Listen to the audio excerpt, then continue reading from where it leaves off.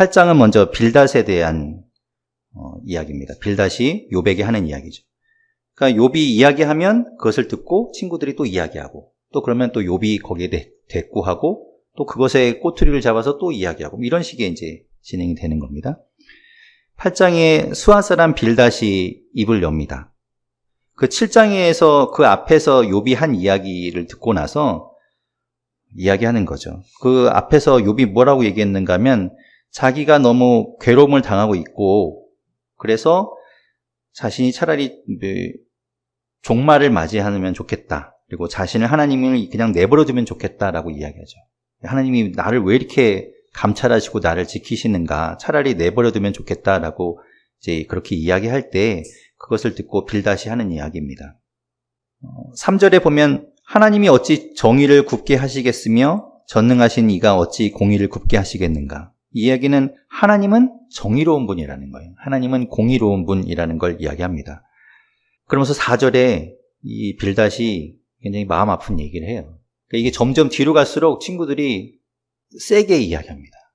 엘리바스만 해도 점잖게 이야기했는데 4절에서 이야기하기를 내 자녀들이 주께 죄를 지었으므로 주께서 그들을 그 죄에 버려두셨나니. 이 이야기는 뭐냐면 자녀들의 죽음, 너의 자녀가 죽은 것은 그들의 죄 때문이다 라고 이야기하는 거죠. 참 자식을 잃은 사람 앞에서 하기는 좀 어려운 이야기인데 그런 이야기를 서슴없이 합니다.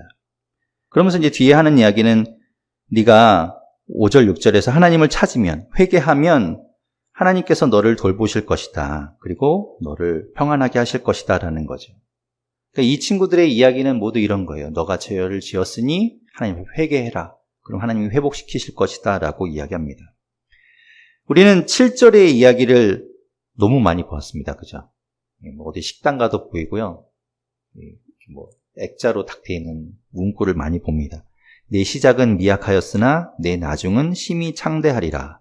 사실은 이 문구는 우리가 이제 사업체에서 처음 이렇게 잘 되기를 바라는 뜻으로 붙여놓긴 하지만 이 문맥상으로 보면 회개하라는 이야기예요.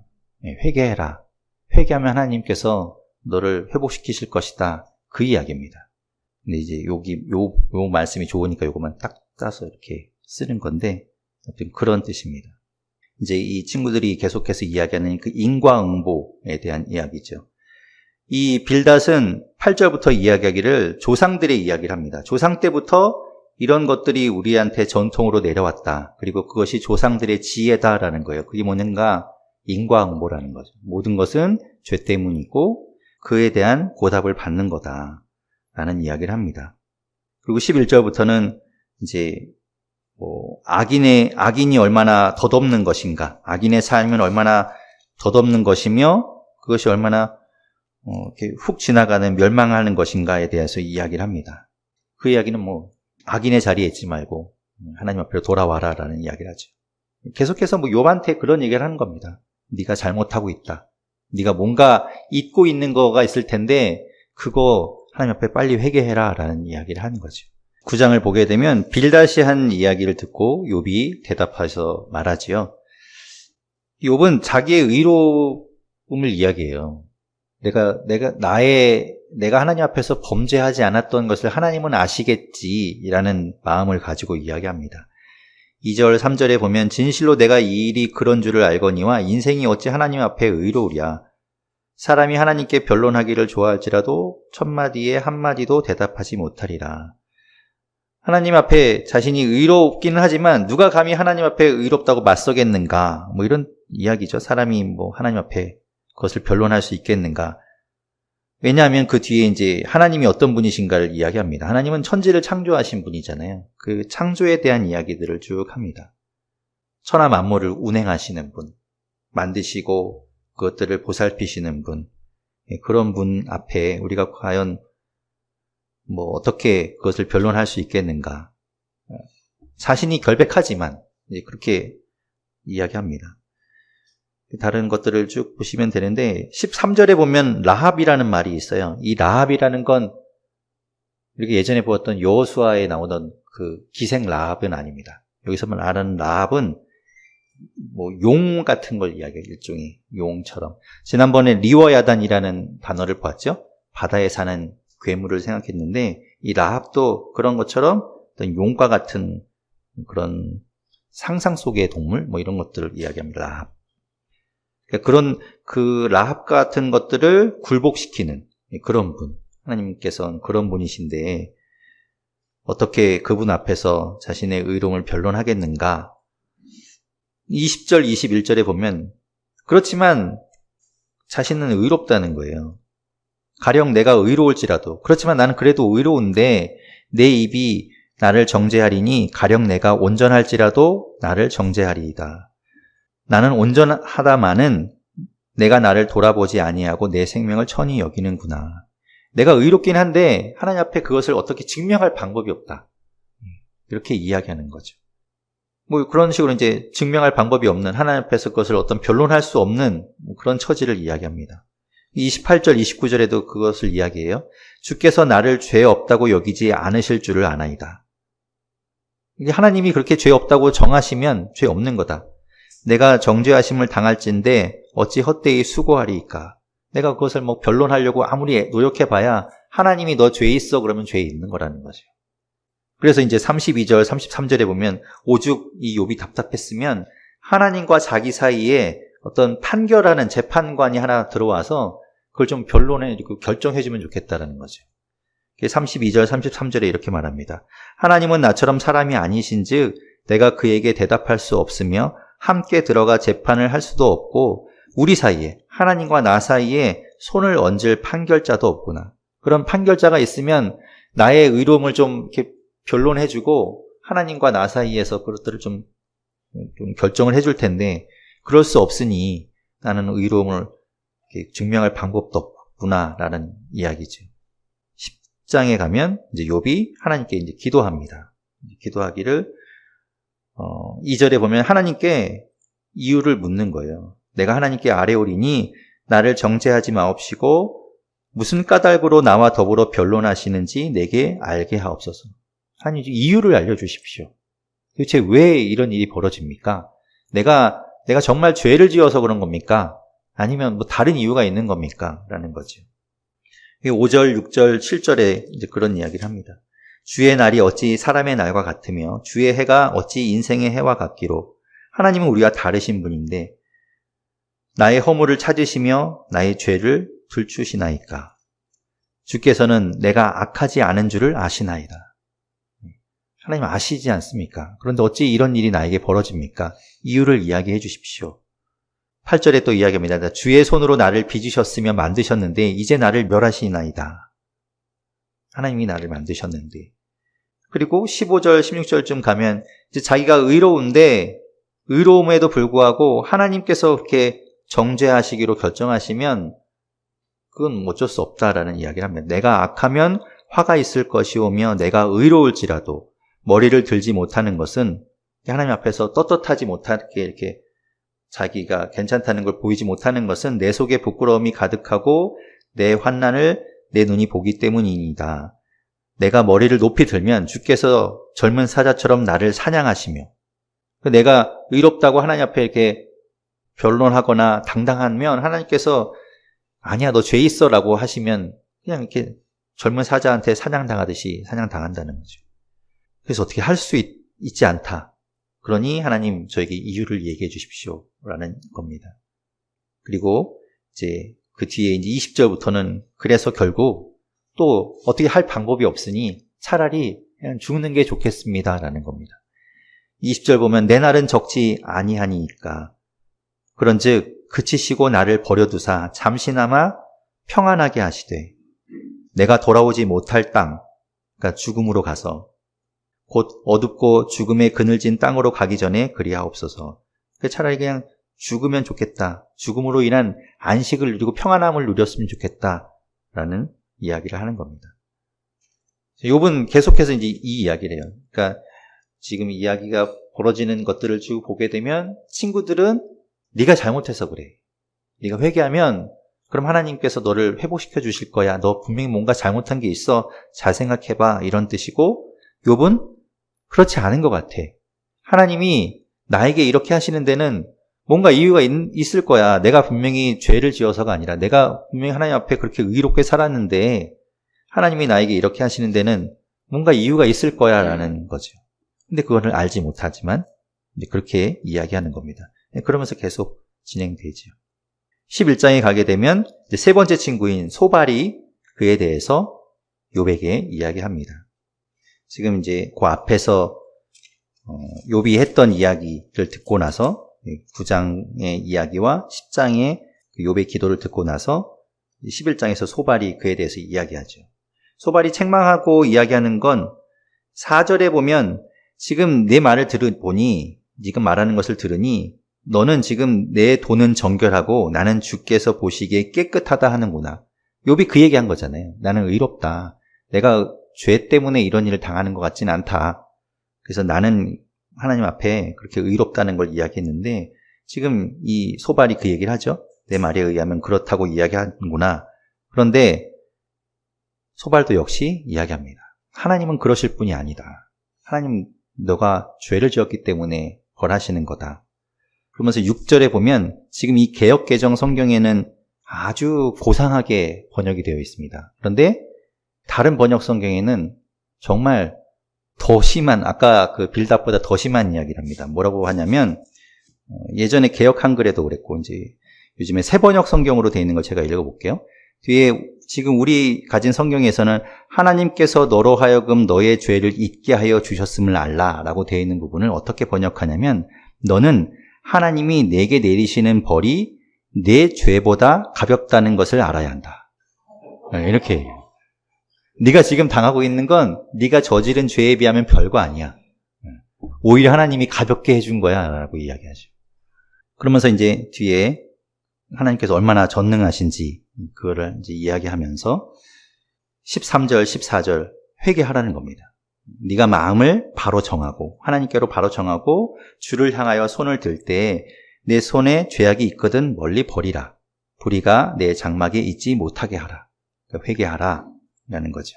그러면 15절부터 하나님께서 이렇게 해주실 거야 라고 이야기합니다. 15절부터 보면 그리하면 내가 반드시 흠없는 얼굴을 들게 되고 지금 그 앞에서 이야기했던 이 소발이 가만히 듣고 있자니 욥이 한 이야기 중에서 욥이 걱정하던 것들이 있거든요. 욥이 예를 들면은 뭐 흠없는 얼굴을 들게 되고 이런 이야기는 아까 앞장에서 본 10장의 15절 16절에 보면 내가 머리를 들지 못한다. 내가 머리를 들면 하나님께서 나를 사냥하신다라고 이야기했던 것처럼 그렇게 두려움을 갖고 있는 것들을 하나님께서 네가 회개하면 회복시킬 거야. 그래서 네가 흠없는 얼굴을 들게 되고 그리고 그가 두려움 가운데 있는 여러 가지 것들을 하나님께서 굳게 서서 두려움이 없게 하실 거고 내 환난을 잊을 것이고 네가 기억할지라도 물이 흘러감같이 다 지나갈 것이고 내 생명의 날이 대낮보다 밝을 것이고 어둠이 있다 할지라도 아침같이 될 것이다. 그런 얘기를 하는 겁니다. 네가 지금 걱정하는 것 하나님께서 다 회복시킬 거야. 그러니 회개해 라는 거죠. 소발이 이제 그런 이야기를 하는 겁니다. 그러면서 마지막 20절에 보면 그러나 악한 자들은 눈이 어두워져 도망할 곳을 찾지 못하리니 그들의 희망은 숨을 거두는 것이니라. 악한 자들이나 그렇게 죽음을 바라는 거지 네가 지금 앞에서 계속 차라리 이러면 죽는 게 낫겠다 하는 건 악인들이나 하는 짓이다 라는 걸 이야기하죠. 자, 12장부터 욥이 또 이야기합니다. 12장부터 14장까지 이제 욥이 이야기하는데 보면 12장부터 13장 19절까지는 욥이 친구들에게 이야기하는 내용입니다. 변론하는 이야기. 그리고 13장 20절부터는 이제 욥이 하나님께 또 기도하는 내용입니다. 2절, 3절에 보면 너희만 참으로 백성이로구나. 너희가 죽으면 지혜도 죽겠구나. 이 이야기는 너네 잘났다 뭐 이런 거겠죠. 예. 나도 너희같이 생각하고 있어 너희만 못하지 아니하니 그 같은 일을 누가 알지 못하겠느냐. 이 너희만 아는 지혜가 아니다. 그걸 누가 모르겠니? 뭐 권선징악, 인과응보 그걸 누가 모르겠냐라는 거죠. 누구나 다 안다.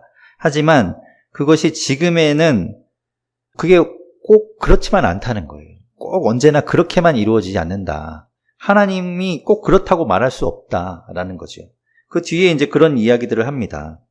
4절도 보면 물론 자기 먼저 이야기하죠. 4절 뒷부분 보면 의롭고 온전한 자가 조롱거리가 되었다. 의롭고 온전한 나를 봐라. 내가 이렇게 조롱거리가 되었고 이렇게 무너졌는데 과연 그게 맞다고 꼭 할 수 있겠냐. 그리고 뒤에 이어지는 이야기 6절에도 보면 우리가 늘 고민하는 것처럼 악인이 형통한 거 이거 어떻게 설명하겠냐는 거죠.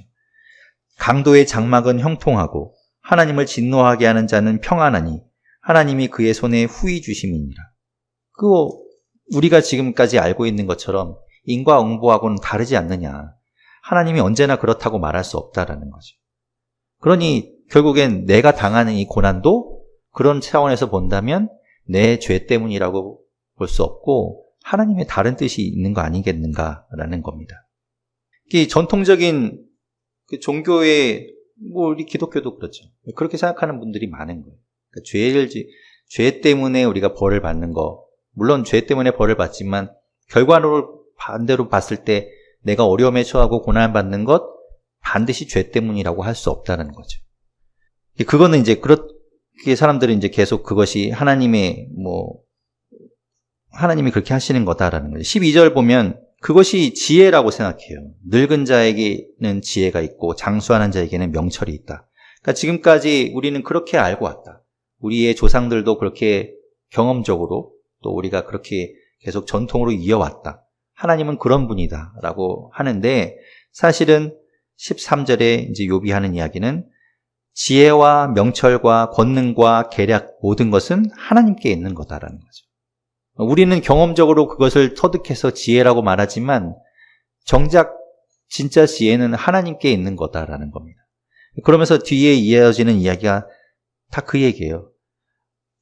우리가 생각하는 것과 반대되는 이야기입니다. 예전에 김광석 씨의 노래 중에 두 바퀴로 가는 자동차라는 노래 있었죠. 그 가사를 보면 말이 안 되는 거잖아요. 다 이렇게. 그런 것처럼 지금 읽어보면 다 그런 이야기입니다. 그렇게 하나님께서 하시는 데는 이유가 있다. 그래서 14절부터 25절까지 이야기들을 쭉 보면 어떤 느낌이 드는가 하면 이 모든 일은 하나님께 달려있는 거구나. 모든 일은 하나님께 주권이 있구나라는 걸 알게 되죠. 하나님이 하시면 한다는 거예요. 그래서 꼭 하나님이 인과응보의 하나님은 아니다. 꼭 그런 하나님은 아니다라는 것을 이제 욥이 친구들에게 이야기하는 겁니다. 내가 볼 때 그렇다. 13장에 가면 그래서 이제 욥이 자신이 너무나 답답하고 그렇기 때문에 3절에 보면 참으로 나는 전능자에게 말씀하려 하며 하나님과 변론하려 하노라. 하나님과 이야기하고 싶다라는 거죠. 하나님을 만나고 싶다. 그렇게 이제 이야기합니다. 너희가 지금 나를 위로한다고 와 있지만 4절부터 이야기하는 건 너희는 쓸모없다. 거짓말을 지어내는 자유, 쓸모없는 의원이다. 5절의 이야기죠. 너희가 참으로 잠잠하면 그것이 너희의 지혜일 것이니라. 차라리 입 다물고 있는 것이 낫겠다. 그러면서 이제 친구들에 대해서 실망한 내용들을 쭉 이야기합니다. 그리고 이제 그런 이야기를 한 후에 이제 욥이 하나님께 기도를 하지요. 20절에 보면 하나님께 두 가지를 간구합니다. 두 가지 일을 나에게 행하지 마십시오. 21절에 그 두 가지가 무엇인가 하면 주의 손을 내게 대지 마십시오. 주의 손을 내게 대지 말아 주십시오. 나에게 있는 주의 손을 거두어 주십시오. 그리고 주의 위엄으로 나를 두렵게 하지 마실 것. 내가 이 두려움 가운데 있는 것들을 하나님 제해 주십시오. 두려움을 없애 주십시오라는 거죠. 이 두 가지를 하나님께 이제 간구하고 있어요. 23절에 보면 하나님 알려주십시오. 나의 죄악이 얼마나 많습니까? 내가 모르는 내 죄악이 도대체 뭡니까? 나의 허물과 죄를 내게 알게 하옵소서. 하나님을 만나서 듣고 싶은 거예요, 하나님께.